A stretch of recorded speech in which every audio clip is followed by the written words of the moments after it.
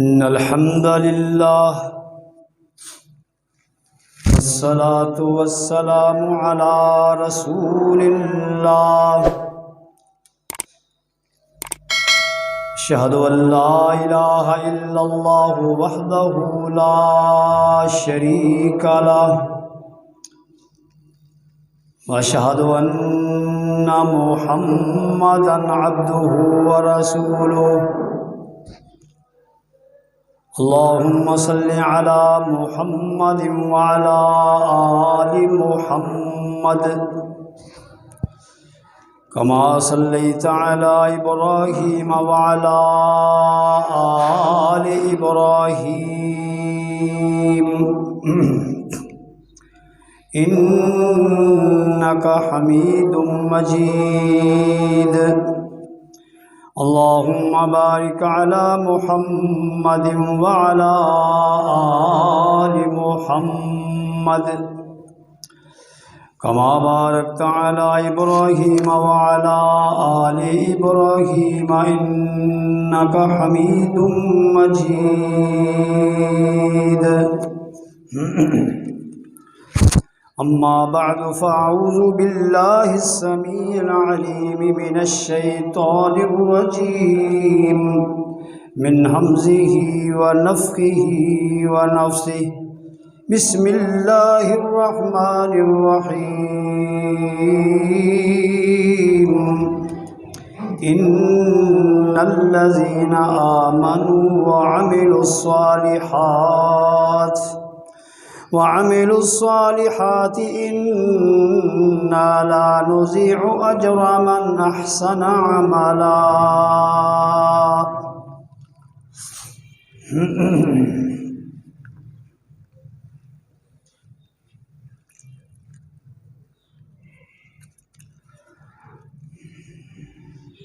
اللہ تعالیٰ نے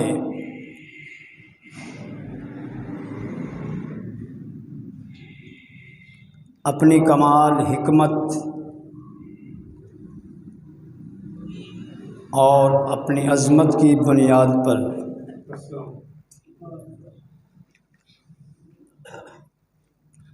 ہمارے لیے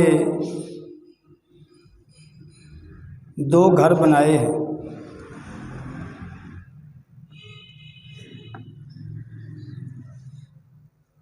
مرنے کے بعد ہمارے لیے دو گھر ہیں اللہ تعالیٰ نے بنائے ہیں۔ ایک گھر کا نام جنت ہے اور ایک گھر کا نام دوزخ ہے۔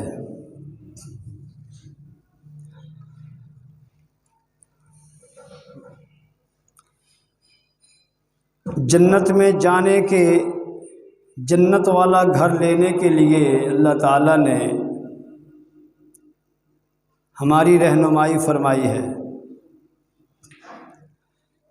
اور دوزخ والے گھر سے بچنے کے لیے بھی اللہ تعالیٰ نے ہماری رہنمائی فرمائی ہے۔ ساتھ ساتھ اللہ تعالیٰ نے جنت والے گھر کی نعمتوں کا بھی ذکر فرمایا ہے کہ وہ جو جنت والا گھر ہے اس میں کتنا آرام ہے، کس قدر سکون ہے،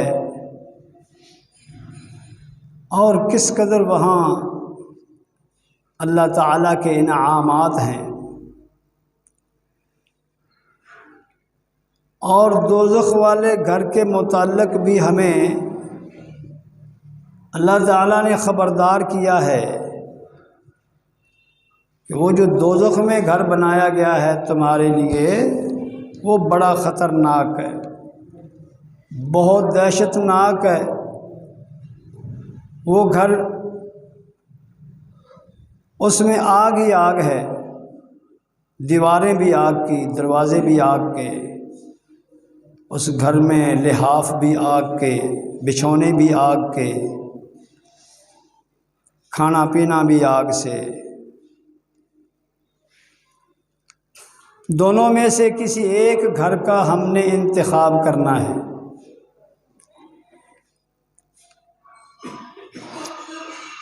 دونوں میں سے کوئی ایک گھر ضرور بر ضرور ملے گا، یا جنت یا دوزخ۔ اب ہر انسان کی کوشش ہونی چاہیے، ہر مسلمان کی کوشش ہونی چاہیے کہ ہمیں اللہ تعالیٰ جنت والا گھر عطا کرے،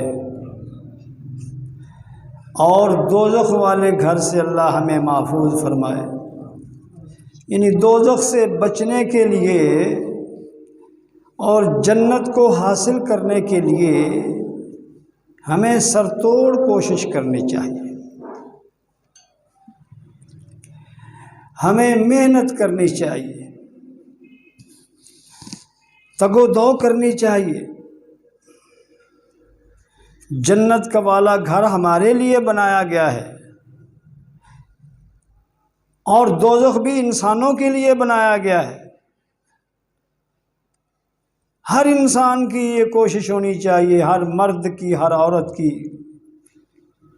کلمہ پڑھنے والے مسلمان کی سرتوڑ کوشش ہو کہ مجھے جنت والا گھر مل جائے اور دوزخ والے گھر سے مجھے بچا لیا جائے۔ اللہ تعالیٰ نے قرآن مجید میں ہمیں یہ بات، ہمیں یہ سمجھایا ہے اور بار بار سمجھایا ہے، فَمَنْ زُحْزِحَ عَنِ النَّارِ وَأُدْخِلَ الْجَنَّةَ فَقَدْ فَازَ۔ جو دوزخ سے دور کر دیا گیا اور جنت میں داخل کر دیا گیا، فقد فاز، یقیناً وہی کامیاب ہوا، وہ اصلی کامیابی ہے، حقیقی کامیابی۔ اللہ اکبر، اللہ تعالی ہمیں وہ حقیقی کامیابی عطا فرمائے۔ جنت کو حاصل کرنے کے لیے ہمیں محنت کرنی پڑے گی، اس راستے پر چلنا ہوگا جو اللہ تعالیٰ نے ہمیں بتایا ہے۔ جنت میں جانے کے لیے اللہ تعالیٰ نے راستہ بتایا، اور اس راستے سے بچنا ہوگا جو دوزخ کی طرف لے جاتا ہے۔ اللہ تعالیٰ نے ان راستوں کی بھی نشاندہی کی ہے، اِنَّا هَدَيْنَاهُ السَّبِيلَ اِمَّا شَاكِرًا وَإِمَّا كَفُورًا۔ تمہیں دونوں گھروں کے راستے بتا دیے ہیں کہ میرے بندو، یہ راستہ جنت کو جا رہا ہے، اور تم مسافر ہو، سفر ضرور کرنا ہے، دونوں گھروں میں سے کسی ایک گھر کی طرف تمہارا سفر جاری رہنا ہے۔ یہ دنیا تو ایک کیا ہے، عارضی قیام گاہ ہے، عارضی منزل ہے، ایک ہمارے سفر کی ایک، یوں سمجھو ایک سٹاپ ہے عارضی سے۔ اصل ہماری منزل جنت ہے، وہاں تک جانا ہے۔ اگر راستہ جنت والا ہم سے الگ ہو گیا، ہم اس راستے سے بھول گئے، بھٹک گئے، تو پھر ظاہر ہے دوسرا راستہ دوزخ والا ہے۔ اللہ، ہمیں یہ فکر ہونی چاہیے، صرف دل میں فکر نہیں ہونی چاہیے، اس فکر کا اظہار بھی ہونا چاہیے عمل کے ذریعے۔ ایک آدمی کہتا ہے مجھے آگ سے بہت ڈر لگتا ہے، میرے دل میں جنت کا بہت شوق ہے۔ اچھا، مان لیا، اب اس شوق کا اظہار کیا ہے؟ اور جس کو دکانداری کا شوق ہے وہ سارا دن دکانداری کرتا ہے، اظہار کرتا ہے نا۔ جس کو ذمہ داری کا شوق ہے، کاشتکاری کا، وہ کاشتکاری کرتا ہے، ٹھیکے پر لے لے کر، دور دراز علاقوں میں جا کر، کرائے پر زمین لے کر، شوق ہے، شوق کا اظہار ہے۔ کسی کو اگر سیاست کرنے کا شوق ہے، وہ دن رات یہی کام کرتا ہے۔ تو جس چیز کا شوق ہو اس کا اظہار ہوتا ہے۔ جنت کا شوق ہے، جی ہے، تو پھر اظہار۔ اللہ، دوزخ کا ڈر ہے، جی بہت ڈر ہے، تو پھر اس کے ڈر کی کوئی علامت، کوئی نشانی تو نظر آنی چاہیے نا۔ صحابہ کرام کو جنت کا شوق تھا، آپ کو پتہ ہے صحابہ کرام جمعے سے پہلے قیلولہ نہیں کرتے تھے، جمعے سے پہلے کوئی کاروبار نہیں کرتے تھے. کیا کرتے تھے؟ اشراق کے وقت ہی مسجد میں آ جاتے تھے. اشراق کے وقت خطبہ جمعہ سننے کے بعد، جمعہ کی نماز ادا کرنے کے بعد گھر جاتے تھے. شوق تھا نا، یہ ظاہر ہونا چاہیے. اب ہم انتظار کرتے ہیں دکان پر بیٹھ کر کب اذان ہو تو جائیں، ہے نا؟ عجیب بات. یہ دن اللہ تعالیٰ نے جو جمعے والا دن ہے یہ ہمارے لیے عبادت کا مخصوص کیا ہے. اور وہ عبادت کیا ہے؟ یہی صحابہ کرام اشراق کے وقت ہی آ جاتے مسجد، اللہ کام کاج چھوڑ کر، حتیٰ کہ قیلولہ بھی نہیں کرتے تھے، سوتے بھی جمعے کے بعد تھے، قیلولہ بعد میں کرتے تھے. اظہار تھا نا، یہ ہے جنت کا شوق.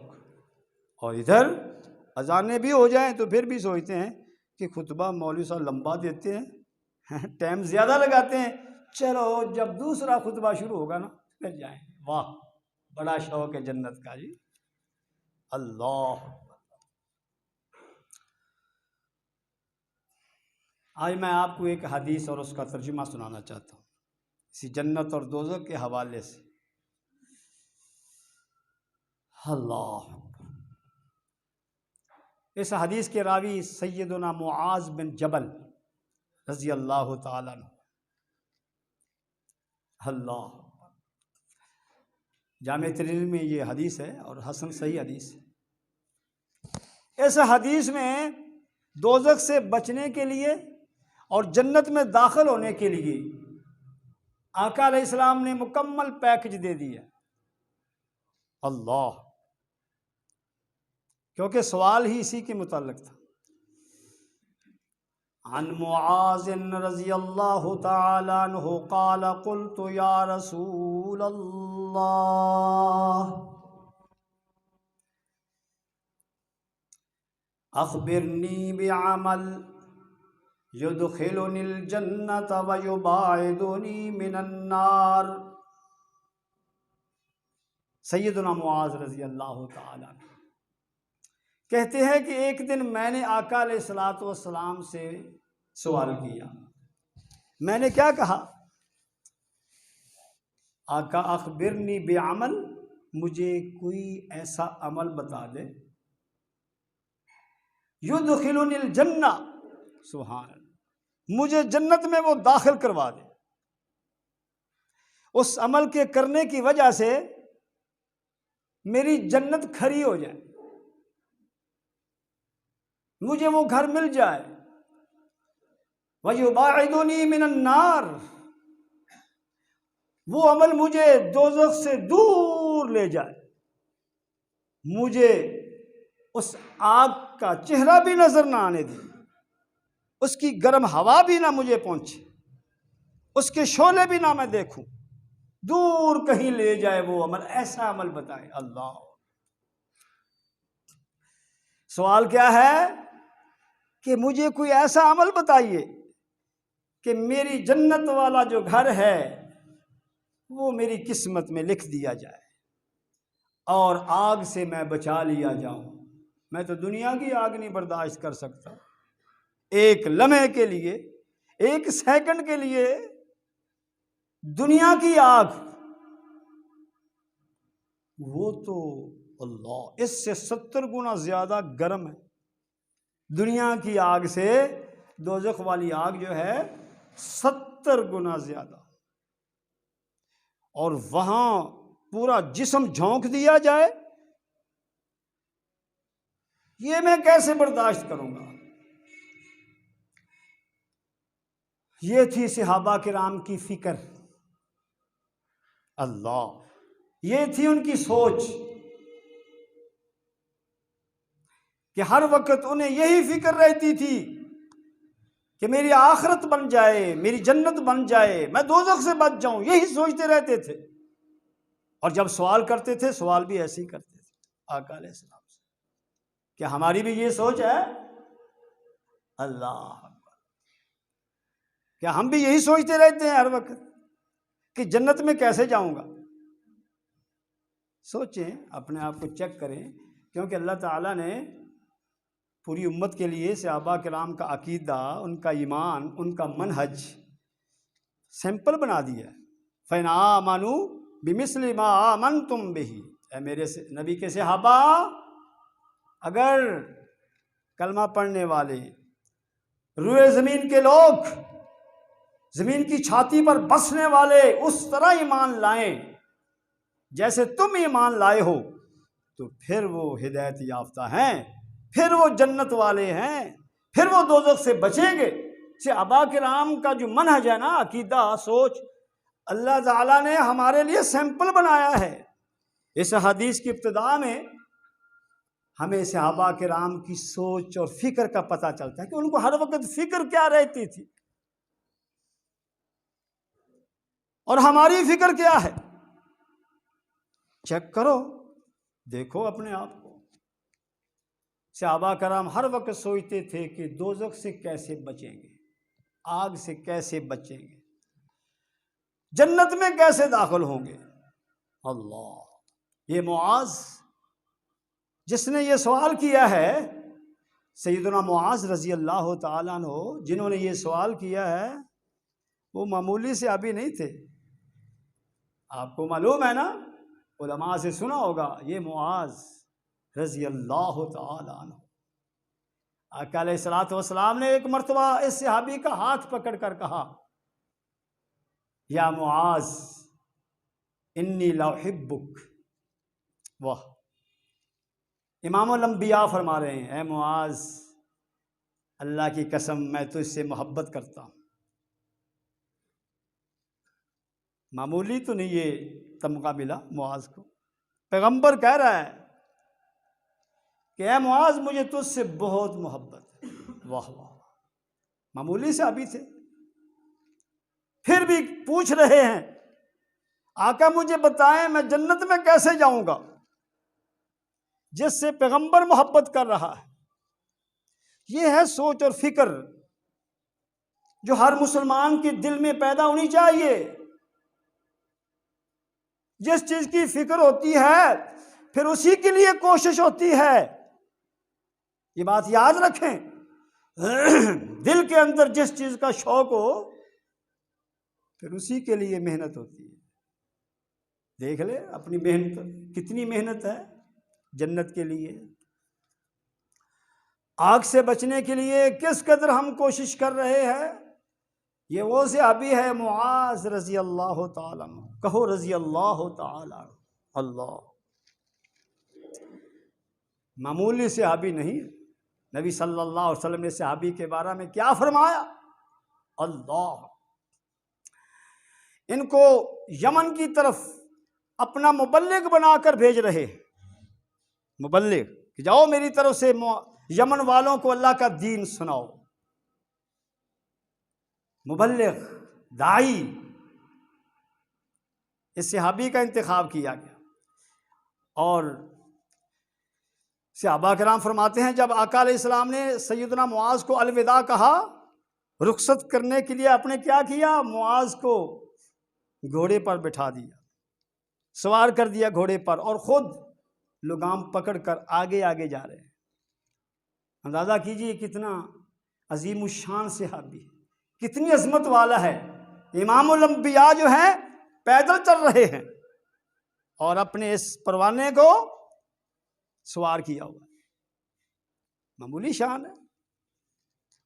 پھر بھی فکر ہے، پھر بھی یہ سوال کر رہے ہیں کہ مجھے بتائیں میں دوزخ سے کیسے بچوں۔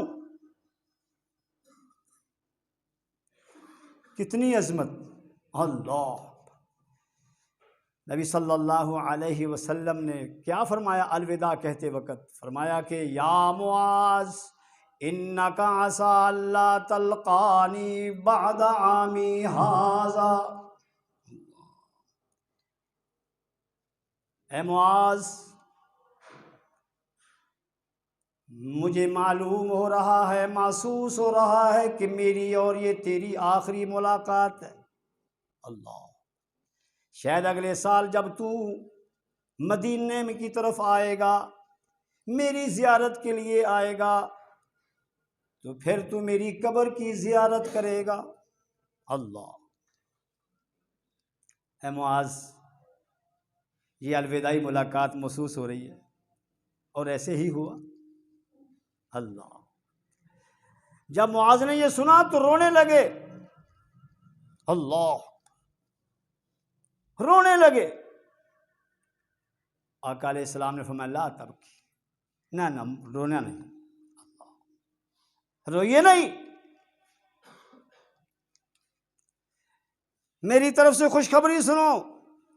اللہ، کوئی شک نہیں، وہ ہستی جس کے اشاروں پر جانیں قربان ہو جاتی تھی، اشاروں پر، اس سے جدائی کا وقت، اور یہ جدائی معاذ پر بڑی مشکل گزر رہی تھی، اور ٹکٹکی باندھ کر نبوت کے چہرے کی طرف دیکھتے ہی جا رہے ہیں اور روتے جا رہے ہیں کہ یہ میری آخری ملاقات۔ وہاں کہ معاذ لا تبکی، روئیے نہیں، میں تجھے یہ خوشخبری سناتا ہوں کہ کل قیامت کے دن جب صفیں بنیں گی، یہ صف انبیاء کی، یہ صف اولیاء کی، یہ صف شہداء کی، اور یہ صف علماء کی صفیں لگیں گی۔ اللہ، فرمایا کہ رب العالمین تجھے میری امت کے علماء کا سردار بنائے گا۔ میری امت کے جو علماء ہیں، جب ان کی صف لگے گی تو تیرے سر پر رب العالمین سرداری کا تاج رکھ دیں گے، اور تجھے میری امت کے علماء کا سردار بنائیں گے، اور تو آگے آگے ہوگا، علماء تیرے پیچھے پیچھے ہوں گے۔ یارو یہ معمولی سے ابھی ہے، لیکن پوچھ کیا رہے ہیں، سوال کیا کر رہے ہیں؟ توجہ کریں، سوال کیا کر رہے ہیں؟ اخبرنی بعمل، مجھے کوئی ایسا عمل بتا دیں، یدخلنی الجنہ، جو مجھے جنت میں لے جائے۔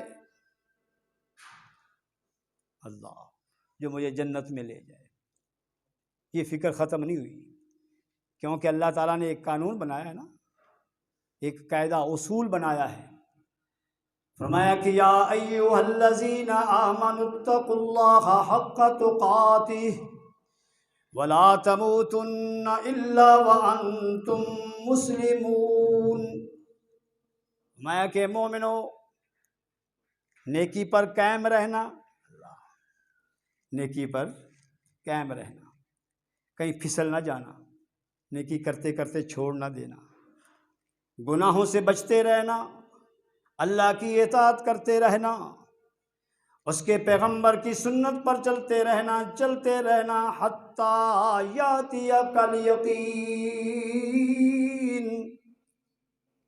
موت تک۔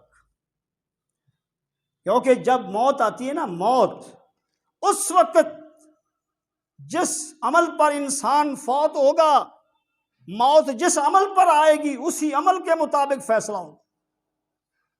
اس لیے موت کے متعلق اللہ تعالیٰ نے کسی کو نہیں بتایا کہ کب آئے گی۔ کیا مطلب؟ کیوں نہیں بتایا؟ اس لیے نہیں بتایا کہ تم صبح بھی موت کے لیے تیار رہو، شام کو بھی تیار رہو، دن کو بھی تیار رہو، رات کو بھی تیاری کرتے رہو۔ ہر وقت تمہیں اس بات کی فکر ہونی چاہیے کہ کہیں گناہ کرتے کرتے موت نہ آ جائے، حرام کھاتے کھاتے موت نہ آ جائے، سود کھاتے کھاتے موت نہ آ جائے۔ جلدی توبہ کرو، موت کا کوئی پتہ نہیں ہے۔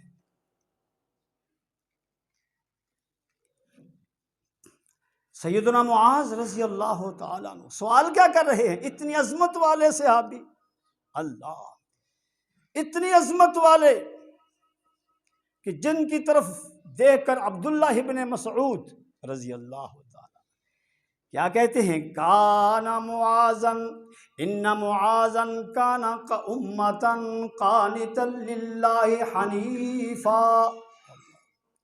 قرآن مجید میں یہ آیت ہے، وہاں معاذ کا نام نہیں ہے، وہاں نام ہے ابراہیم علیہ السلام۔ اللہ، اور عبداللہ بن مسعود رضی اللہ تعالیٰ عنہ وہی آیت پڑھ رہے ہیں، اور اس میں ابراہیم علیہ السلام کی جگہ کن کا نام؟ معاذ رضی اللہ تعالیٰ۔ شاگرد نے غلطی نکالی، جی انا ابراہیم ہے، آپ انا معاذن پڑھ رہے ہیں، غلطی کر رہے ہیں۔ فرمایا تجھے کیا خبر، مجھے معلوم ہے آیت کیسے، انا ابراہیم کان امۃ قانتا للہ۔ فرمایا کہ ہم صحابہ کی جماعت معاذ میں وہی خوبیاں دیکھتے تھے جو ابراہیم علیہ السلام کے اندر تھی۔ بات سمجھ آ گئی؟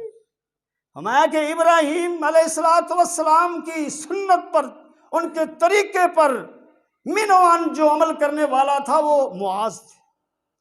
یارو اتنا عظیم صحابی، اتنی عظمت والا، سوال کیا کر رہا ہے کہ مجھے کوئی ایسا عمل بتا دیں کہ میں دوزخ سے بچ جاؤں۔ یہ ہے فکر۔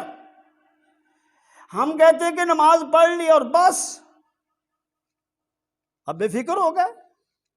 کوئی کہتا ہے میں سال میں ایک دفعہ عید میلاد منا لیتا ہوں اور بس۔ کوئی کہتا ہے کہ میں 10 دن اچھی طرح پیٹ لیتا ہوں، سینہ کو بھی کر لیتا ہوں اور بس میرے لیے ہی جنت ہے۔ یہ سب شیطان کے دھوکے ہیں، فریب ہے۔ صحابہ کرام کو اللہ تعالیٰ نے ہمارے لیے سیمپل بنایا ہے کہ تم نے مرتے دم تک دین پر قائم رہنا ہے، مرتے دم تک گناہوں سے بچنا ہے، مرتے دم تک جیسے جیسے موت کا وقت قریب آتا ہے اور موت کے آثار اور نشانات نظر آنے لگتے ہیں، تمہارے اندر اسی قدر دوزخ کا خوف بڑھتا جائے اور جنت کا شوق بڑھتا جائے۔ جیسے جیسے جنت کا شوق بڑھے گا تم نیکیوں کی طرف توجہ کرو گے، جیسے جیسے دوزخ کا ڈر بڑھے گا تم گناہوں سے بچنے کی کوشش کرو گے۔ صحابہ کرام کی زندگی، ان کی سیرت، اس کا مطالعہ کرتا رہے گا۔ اللہ کیا سوال کیا؟ آقا مجھے کوئی ایسا عمل بتا دیں جس کے کرنے سے میں آگ سے بچ جاؤں۔ اور نبی علیہ الصلوۃ والسلام نے آگے سے یہ نہیں فرمایا کہ تو ایسے کیا کر، سال میں جب 12 ربیع الاول آئے تو کیا کر، عید میلاد منا لو تو جنت تیرے لیے۔ یہ کہا، سنو کیا کہا، اللہ یہ سوچ دی امام الانبیاء نے، اپنی امت کو سوچ دی۔ یہ نہیں کہا کہ تو میرا صحابی ہے، اللہ جس نے مجھے ایک مرتبہ ایمان کی حالت میں ایک نظر مجھے جس نے دیکھ لیا اس پر دوزخ حرام ہے، اب تو بے فکر ہو جا، یہ نہیں کہا۔ اللہ حدیث سنیے، نبی صلی اللہ علیہ وسلم نے جو جواب دیا، اللہ معاذ نے منوان امت کی طرف منتقل کر دیا یہ امانت۔ جب میں نے سوال کیا کہ مجھے ایسا عمل بتائیں جس کے کرنے سے میں جنت میں چلا جاؤں، وہ جنت والا جو گھر اللہ نے میرے لیے بنایا ہے وہ مجھے مل جائے اور آگ سے بچ جاؤں، تو نبی صلی اللہ علیہ وسلم نے جواب دیا، فرمایا کہ لقد سألت عن عظیم، اے معاذ تو نے سوال بہت بڑا کیا ہے، اللہ بہت بڑا سوال کیا ہے۔ جنت کو حاصل کر لینا، دوزخ سے بچ جانا، یہ کوئی معمولی تو نہیں، یہی تو ہماری زندگی کا مقصد ہے۔ ہم دنیا میں اس لیے آئے ہیں تاکہ جنت کو حاصل کریں، یہ زندگی اسی لیے ملی ہے، اس لیے نہیں ملی کہ صبح شام دن رات دنیا کمائیں، اس لیے نہیں ہمیں دنیا میں بھیجا گیا۔ اللہ تعالیٰ نے ہمیں دنیا میں بھیج کر کہا کہ میں نے تمہارے لیے جنت بنائی ہے، تم نے اس میں آنا ہے، اس میں آنے کی کوشش کرو، فکر پیدا کرو، میں نے دوزخ بھی بنایا ہے، اس سے بچنے کی کوشش کرنی ہے۔ اپنی کوشش چیک کرو، کیا کر رہے ہو تم، کس کام کے لیے صبح و شام گزار رہے ہو، کس چیز کے لیے تم ایک دوسرے سے لڑائیاں کر رہے ہو، وہ کون سی چیز ہے جس کی وجہ سے تمہیں راتوں کو نیند نہیں آتی، چیک کرو۔ وہ کون سی چیز ہے کہ جس نے تمہیں اللہ اکبر بیمار کر رکھا ہے، ٹینشن لگ گئی؟ وہ جس چیز کے لیے ٹینشن لگی وہ چیک کرو وہ کیا ہے۔ اگر وہ جنت ہے تو مبارک۔ ایسی فکر، ایسی سوچ، ایسے غم کو مبارک جو دوزخ کی وجہ سے ہے۔ اگر ہماری زندگی میں خوشی اور غمی اور دکھ اور سکھ جنت اور دوزخ کے لیے نہیں ہے تو پھر کلمہ پڑھنے کا کیا مقصد؟ کلمہ کس لیے پڑھا ہے؟ اگر ہمارے منہج میں، ہماری سوچ میں، دل میں رات کو اٹھیں دوزخ یاد آئے، رات کو سوئیں جنت کی فکر ہو، اگر یہ نہیں تو پھر کلمہ کس لیے پڑھا ہے؟ لا الہ الا اللہ محمد الرسول اللہ پڑھنے کا مقصد کیا رہ گیا؟ اللہ فرمایا کہ لقد سألت عن عظیم، تو نے بہت بڑا سوال کیا ہے میرے صحابی ہے معاذ۔ اللہ، لیکن ایک بات یاد رکھو، وَإِنَّهُ لَيَسِيرٌ عَلَى مَنْ يَسَّرَهُ اللَّهُ تَعَالَى عَلَيْهِ، جس پر اللہ تعالیٰ آسان کر دے، جس پر اللہ تعالیٰ آسان کرے تو اس کے لیے کوئی پرابلم نہیں ہے۔ اب سنو اس کا جواب۔ تو نے پوچھا ہے کہ میں جنت میں جانا چاہتا ہوں، کوئی کام بتا دیں، اور میں دوزخ سے بچنا چاہتا ہوں، کوئی عمل بتا دیں۔ تو سن، نبی صلی اللہ علیہ وسلم نے پھر تفصیل سے، اور یہ معاذ کے لیے نہیں تھا، پوری امت کے لیے تھا، میرے لیے تھا، آپ کے لیے تھا، شہریوں کے لیے، دیہاتیوں کے لیے، مردوں کے لیے، عورتوں کے لیے، امیروں کے لیے، غریبوں، پوری امت کے لیے۔ فرمایا کہ پہلا کام تعبد اللہ، تو چاہتا ہے کہ میں جنت میں چلا جاؤں، دوزخ سے بچ جاؤں، تو تعبد اللہ ولا تشرک بہ شیئا، لو جاؤ اللہ کی غلامی کر۔ میں یہاں مانا عبادت کا غلامی کر رہا ہوں، اللہ کی غلامی کر۔ جنت اسی نے بنائی ہے، تو جس کے پاس جنت ہے اسی کی غلامی کر۔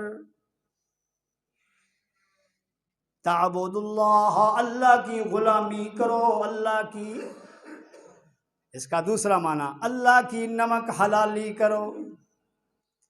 تعبد اللہ لا تشرک بہ شیئا، اللہ کی، جس کے پاس جنت ہے، جس کے کنٹرول میں دوزخ ہے، اللہ، وہ اپنی مشیت کے ساتھ جسے چاہے گا جنت عطا کرے گا، تو پھر اسی کی غلامی کرو نا۔ غلامی، نوکری نہیں، غلامی۔ اللہ، نوکر کے لیے کچھ نہ کچھ گنجائش ہوتی ہے نا اپنی مرضی کرنے کی، اپنی مرضی کرنے میں نوکر کی کچھ نہ کچھ اس کو گنجائش ہوتی ہے، لیکن جو غلام ہوتا ہے نا، غلام، اس کی مرضی نہیں، نہ دن اس کی مرضی کے مطابق، نہ رات، نہ صبح نہ شام، نہ خوشی نہ غمی، اس کے تمام تعلقات دنیا کے ساتھ اس کے آقا کے حکم کے مطابق چلتے ہیں۔ وہ ہر وقت وفادار غلام وہی ہوتا ہے نا جو ہر وقت اپنے آقا کی طرف دیکھتا ہی رہے۔ یہ ناراض کس چیز سے ہوتا ہے؟ پھر اس سے وہ بچتا ہے، وہ کام نہیں کرتا۔ میرا آقا راضی خوش کس کام پر ہوتا ہے؟ وہ وہی کام کرتا ہے۔ یہ ہے وفادار غلام، نمک حلال غلام۔ ہم کس کا کھا رہے ہیں؟ ہاں، کس کا کھا رہے ہیں؟ تو پھر نمک حلالی نہیں چاہیے؟ اچھا بس یہی رہنا ہے، جنت نہیں چاہیے؟ وہ بھی اسی نے دینی۔ تو رب العالمین نے اپنے رحمت للعالمین پیغمبر کے ذریعے ہمیں اللہ رہنمائی فرمائی۔ میں نے جنت بنا دی ہے، دوزخ بھی بنا دیا ہے، دونوں میں سے تم نے کسی ایک کا انتخاب کرنا ہے۔ عقل مند کا مطلب عقل اختیار کرو، عقل سوچو کہ ہم نے کون سا گھر انتخاب کیا، کس کا انتخاب انتخاب کیا ہے؟ میں کہ پوچھو رحمت للعالمین سے، میں قربان جاؤں صحابہ کرام کی سوچ پر۔ سیدنا معاذ رضی اللہ تعالیٰ عنہ وہ صرف اپنے لیے سوال نہیں کر رہے تھے، پوری امت کے لیے سوال کر رہے تھے، کیونکہ یہ مسئلہ جنت میں جانا، دوزخ سے بچنا پوری امت کا مسئلہ ہے، ہر فرد کا مسئلہ ہے۔ یہ سوال انہوں نے کیا، پوری امت کے لیے کیا، جوانوں کے لیے بھی، بوڑھوں کے لیے بھی، مردوں کے لیے بھی، عورتوں کے لیے بھی، کہ سوچو مرنا ہے اور جنت اور دوزخ موت کے فوراً بعد ہی شروع ہو جائے گی۔ جب آدمی مرتا ہے تو اس کی جنت یا دوزخ کوئی ایک گھر اس کی ابتدا ہو جاتی ہے۔ اللہ فرمایا کہ پہلا کام تعبد اللہ لا تشرک بہ شیئا، اے معاذ اللہ کی غلامی کرو، جیسے وہ کہے ویسے، جس چیز سے روکے اس سے رک جاؤ، یہ غلامی ہے۔ اب ہم سب کا یہ کام ہے کہ پوچھیں نا، اللہ کے قرآن سے پوچھیں، امام الانبیاء علیہ السلام کی حدیث سے پوچھیں، سب کچھ موجود ہے کہ اللہ تعالیٰ کن کاموں سے خوش ہوتے ہیں، کن کاموں سے ناراض ہوتے ہیں، سب کچھ بتا دیا، اللہ سمجھا دیا، کیونکہ جنت عطا کرنی تھی نا، دوزخ سے بچانا ہے اللہ تعالیٰ اپنے بندوں کو۔ اور اس نے جو قانون بنایا ہے، لا تبدیل لکلمات اللہ، اللہ کے قوانین میں ترمیم نہیں ہے، تنسیخ نہیں ہے۔ اس نے فیصلہ کیا ہے کہ جو انسان حرام کھائے گا تو یہ نہ سمجھے اسے جنت مل جائے گی، اللہ۔ جو انسان شرک کرے گا وہ یہ نہ سمجھے کہ وہ جنت کا شہزادہ بنا دیا جائے گا۔ ہاں، وہاں ذات پات نہیں چلتی، حسب و نسب وہاں نہیں چلتا۔ اللہ کی عدالت میں حسب و نسب، ذات پات، مال دولت کچھ بھی نہیں۔ اگر حسب و نسب کا مسئلہ ہوتا تو تبت یدا ابی لہب و تب، یہ کون تھے؟ ابو لہب کون تھا؟ اللہ، نام لے کر رب العالمین نے نام لے کر، پوری سورت کا بھی نام لہب، اللہ۔ میں تمہیں یہ بات یاد رہنی چاہیے، اگر شرک، اگر کفر، اگر بدعات، اللہ کے قوانین کی مخالفت، اللہ کی حدود کو کوئی پامال کرتا ہے، یہ کام کرنے والا امام الانبیاء کا سگا چچا ہے، کہ رب العالمین نے فرمایا نام لے کر تبت یدا ابی لہب و تب۔ میں خبردار رہنا، اللہ الصمد لم یلد ولم، ہر چھوٹے کو، بڑے کو، بچوں کو بھی یاد ہے یہ سورۃ، لم یلد ولم یولد، میرا کوئی بیٹا نہیں، میرا کوئی باپ نہیں، میرا حسب و نسب، میری برادری، میں بے نیاز ہوں، مجھے کسی کی پرواہ نہیں۔ قانون جو میں نے بتا دیا ہے، جو اس کے مطابق چلے گا، خواہ وہ حبشے کا غلام بلال ہی کیوں نہ ہو، میں اسے جنت کا شہزادہ بنا دوں گا۔ اور بنایا یا نہیں؟ چلتے زمین پر تھے اور قدموں کی، پاؤں کی آہٹ کہاں سنائی دیتی تھی؟ یہ کیسے ہوا؟ دنیا میں ہی جنت کی بشارتیں، ابو بکر فی الجنہ، عمر فی الجنہ، عثمان فی الجنہ، علی فی الجنہ، طلحہ فی الجنہ، سعد فی الجنہ، نام لے لے کر، اور ان کی زندگی کو ہماری پھر بھی اندازہ کیجئے، صحابہ کرام فکر، اللہ سوچ کیا تھی کہ جنت میں داخل ہو جائیں، دوزخ سے بچ جائیں، پھر بھی سوچ بشارتیں ملنے کے بعد۔ اللہ تعالی ہم سب کو یہ فکر عطا فرمائے، یہ سوچ عطا فرمائے۔ مسلسل سفر جاری ہے، پہلے بچپن تھا، پھر جوانی، پھر جوانی کے بعد بڑھاپا. اب بڑھاپے کے بعد کیا ہے؟ اب باقی رہنا ہے. ایک وقت ایسا بھی آتا ہے کہ بیٹے تنگ ہو جاتے ہیں، اولاد تنگ ہو جاتی ہے کہ یہ مر ہی نہیں رہا. ہاں، مر ہی نہیں رہا، کب مرے گا، کب جان چھوٹے گی. یہ وقت آنا ہے. پھر کون ہمیں سنبھالے گا؟ اللہ. اللہ کے علاوہ کون ہے؟ کوئی بھی. تو پھر تیاری کیوں نہیں؟ فکر کیوں نہیں؟ کس چیز کو دیکھ رہے ہیں؟ کیا سوچ رہے ہیں؟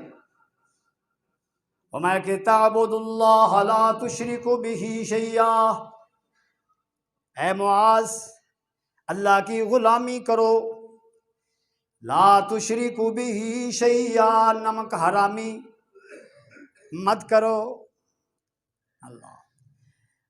آگے پھر دوسرا کام، وَتُقِیمُوا الصَّلَاةَ. کیا کرو؟ نماز قائم کرو. تم جنت میں جانا چاہتے ہو، تم دوزخ سے بچنا چاہتے ہو، اور سوال کس سے کیا ہے؟ شافی محشر سے. اللہ. آقا علیہ السلام نے امت کو دھوکہ نہیں دیا. خیر خواہ پیغمبر تھے. ایسا پیغمبر رب العالمین نے کسی امت کو عطا نہیں کیا جیسا نبی اللہ تعالیٰ نے ہمیں عطا کیا ہے. امت کو دھوکہ نہیں دیا، عمل کی طرف بلایا ہے، محنت کی طرف بلایا ہے، اور صراط مستقیم دکھایا ہے. میں کہ تم نماز پڑھو، تیری بڑی عظمت ہے، تیری بڑی شان ہے، تو میرا سے ابھی ہے. اگر تو جنت میں جانا چاہتا تو کیا کرو؟ یار سمجھ نہیں آ رہی ہمیں. نماز پڑھو. تقیم الصلاۃ وتؤتی الزکاۃ. مال اگر ہے، زکوٰۃ فرض ہو گئی ہے تو زکوٰۃ ادا کرو. اے معاذ، زکوٰۃ ادا کر، نماز قائم کر.